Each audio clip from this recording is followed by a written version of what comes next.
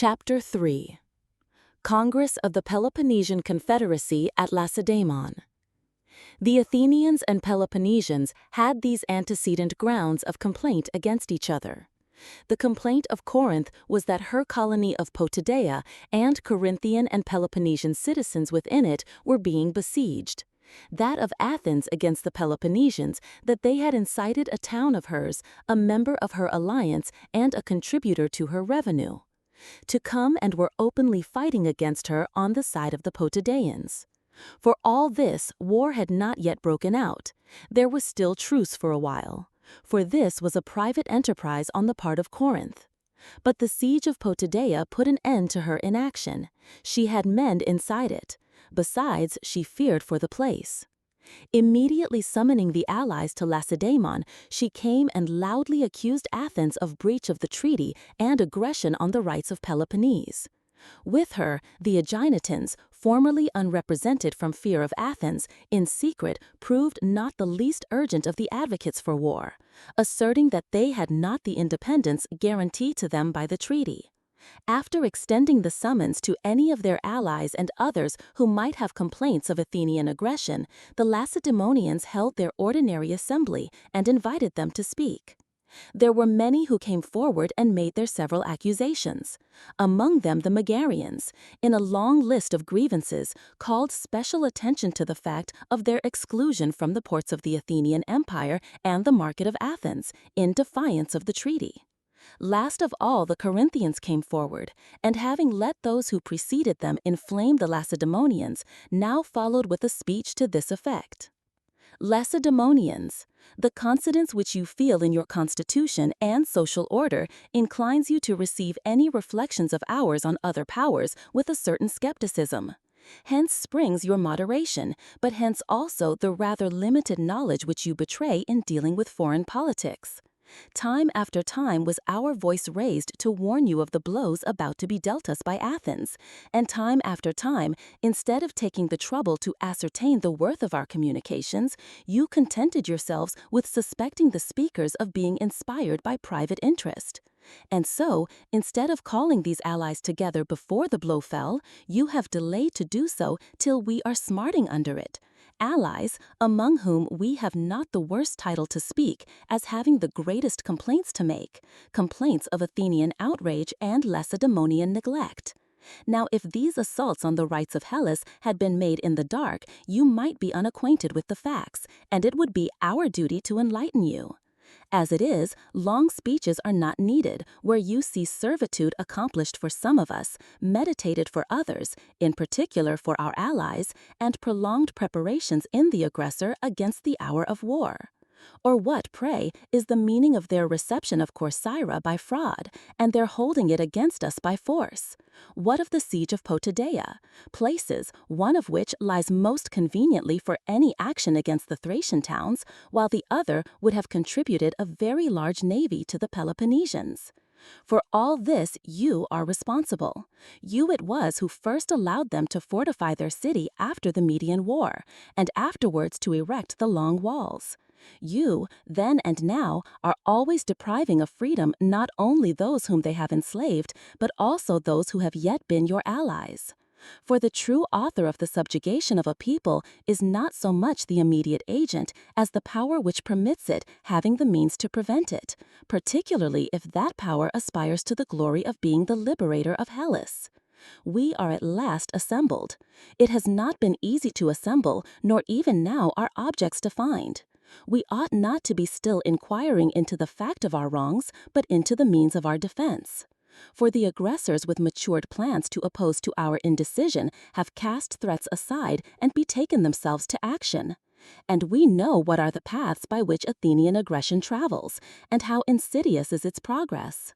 A degree of confidence she may feel from the idea that your bluntness of perception prevents your noticing her, but it is nothing to the impulse which her advance will receive from the knowledge that you see but do not care to interfere. You, Lacedaemonians, of all the Hellenes are alone inactive, and defend yourselves not by doing anything, but by looking as if you would do something. You alone wait till the power of an enemy is becoming twice its original size, instead of crushing it in its infancy. And yet, the world used to say that you were to be depended upon, but in your case, we fear, it said more than the truth.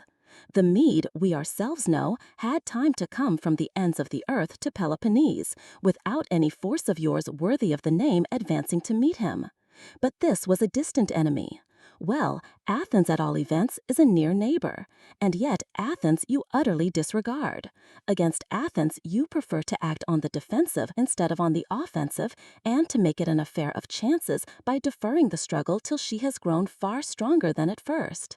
And yet you know that on the whole the rock on which the barbarian was wrecked was himself, and that if our present enemy, Athens, has not again and again annihilated us, we owe it more to her blunders than to your protection. Indeed, expectations from you have before now been the ruin of some, whose faith induced them to omit preparation. We hope that none of you will consider these words of remonstrance to be rather words of hostility. Men remonstrate with friends who are in error, accusations they reserve for enemies who have wronged them.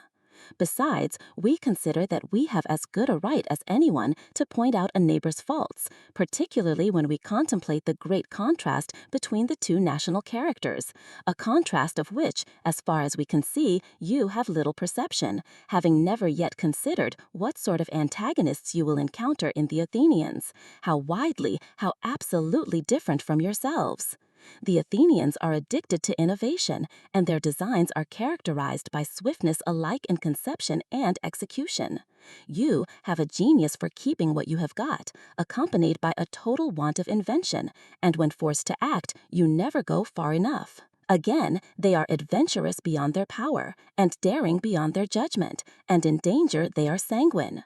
Your want is to attempt less than is justified by your power, to mistrust even what is sanctioned by your judgment, and to fancy that from danger there is no release. Further, there is promptitude on their side against procrastination on yours. They are never at home, you are never from it. For they hope by their absence to extend their acquisitions, you fear by your advance to endanger what you have left behind. They are swift to follow up a success and slow to recoil from a reverse. Their bodies they spend ungrudgingly in their country's cause. Their intellect they jealously husband to be employed in her service. A scheme unexecuted is with them a positive loss, a successful enterprise a comparative failure. The deficiency created by the miscarriage of an undertaking is soon filled up by fresh hopes, for they alone are enabled to call a thing hoped for a thing got, by the speed with which they act upon their resolutions. Thus they toil on in trouble and danger all the days of their life, with little opportunity for enjoying, being ever engaged in getting. Their only idea of a holiday is to do what the occasion demands, and to them laborious occupation is less of a misfortune than the peace of a quiet life. To describe their character in a word, one might truly say that they were born into the world to take no rest themselves and to give none to others. Such is Athens, your antagonist. And yet, Lacedaemonians, you still delay, and fail to see that peace stays longest with those who are not more careful to use their power justly than to show their determination not to submit to injustice. On the contrary, your ideal of fair dealing is based on the principle that, if you do not injure others, you need not risk your own fortunes in preventing others from injuring you. Now you could scarcely have succeeded in such a policy even with a neighbor like yourselves, but in the present instance, as we have just shown, your habits are old-fashioned as compared with theirs. It is the law, as in art, so in politics, that improvements ever prevail, and though fixed usages may be best for undisturbed communities, constant necessities of action must be accompanied by the constant improvement of methods. Thus it happens that the vast experience of Athens has carried her further than you on the path of innovation. Here, at least, let your procrastination end. For the present, assist your allies and Potidaea in particular, as you promised, by a speedy invasion of Attica, and do not sacrifice friends and kindred to their bitterest enemies, and drive the rest of us in despair to some other alliance. Such a step would not be condemned either by the gods who received our oaths, or by the men who witnessed them. The breach of a treaty cannot be laid to the people whom desertion compels to seek new relations, but to the power that fails to assist its confederate. But if you will only act, we will stand by you. It would be unnatural for us to change, and never should we meet with such a congenial ally.